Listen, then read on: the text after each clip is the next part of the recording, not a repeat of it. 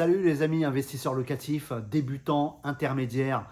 Je suis Karim Ladjage, professionnel immobilier depuis 2003, à la tête de ma propre agence immobilière et j'ai créé cette chaîne KL Coach Immobilier à destination de vous, les investisseurs locatifs, débutants, intermédiaires, de manière à vous donner mon regard de professionnel immo et vous donner mes meilleurs tuyaux de manière à optimiser vos investissements locatifs et réussir justement à constituer votre patrimoine immobilier. Alors, je vais commencer cette première vidéo avec les 3 erreurs fatales qui m'ont coûté cher sur ma première opération à l'époque. J'étais débutant immobilier, j'avais peut-être 1 an et demi d'activité et je me suis jeté sur une première opération. Seulement, j'y connaissais pas grand-chose et donc on va pas traîner avec la première erreur fatale que j'ai commise, c'est justement d'avoir opté pour une location nue contre une location meublée. Voilà, alors pourquoi ça a été une grosse erreur? Tout simplement parce qu'aujourd'hui, avec du recul, eh bien, j'ai mis de côté une défiscalisation énorme. Donc tout simplement parce que j'ai opté pour un microfoncier en déduisant forfaitairement 30% de mes revenus locatifs au titre des charges. Seulement la location meublée permet d'aller chercher 50%. Voilà, donc juste cette information. Autre erreur, la location meublée aurait pu justement me permettre de louer un peu plus cher. Il y a en général donc un différentiel de 15%, en fonction des régions ça peut différer. Bah voilà, c'est 15% de moins de manque à gagner sur le loyer encaissé. Voilà, sans compter la flexibilité que permet la location meublée avec des baux d'1 an versus des baux triennaux pour la location nue et bien évidemment l'amortissement de tout le mobilier acheté, mais pas que, de la valorisation du bien que je n'ai pas pu opérer puisque j'avais opté sur la location nue. Voilà, vous inquiétez pas, je vous préparerai une vidéo avec un comparatif, location meublée, location nue, pour optimiser vos investissements locatifs. Deuxième erreur fatale, ça a été justement de ne pas avoir fait appel à un professionnel immobilier à l'époque, gestionnaire.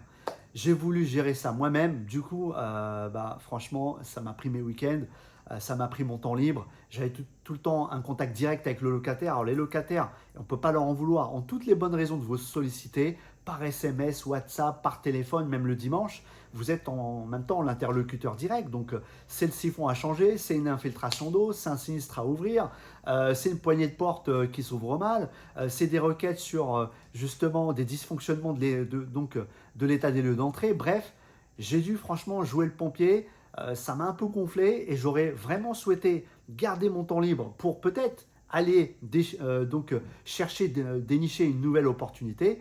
Mais bon, j'ai joué le bon bailleur et voilà, j'étais en contact frontal. Donc, deuxième erreur fatale, ça a été de ne pas confier ça à un professionnel qui aurait été l'intermédiaire et m'aurait soulagé.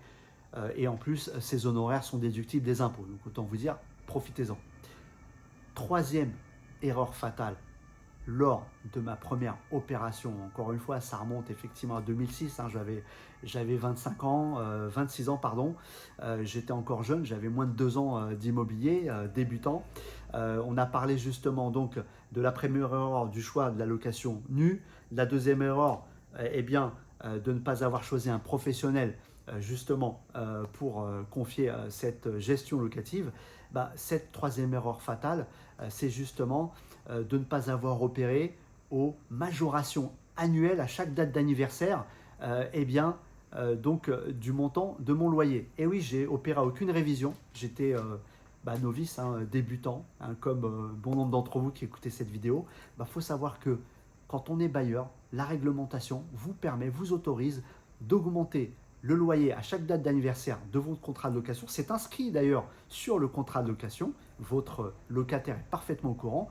Bien évidemment, c'est réglementé. Vous ne pourrez pas choisir votre taux d'augmentation comme ça à la tête du locataire. C'est réglementé avec un indice qui est publié chaque trimestre par l'INSEE. Vous pourrez retrouver ça sur le site de l'INSEE.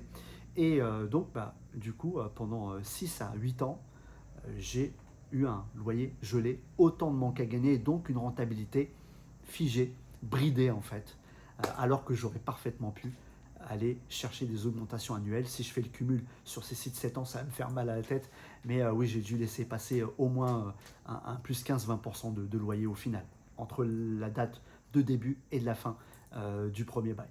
Voilà, donc j'espère que cette vidéo vous a plu. Mettez un pouce bleu pour justement augmenter la visibilité de cette vidéo et puis bien sûr m'encourager à vous donner d'autres tips, hein, bien évidemment. En commentaire, dites-moi quel sujet vous souhaitez aborder sur l'investissement locatif de manière à faire de vous des vrais spécialistes en investissement immobilier. Je vous dis à très bientôt pour une prochaine vidéo. Bye bye.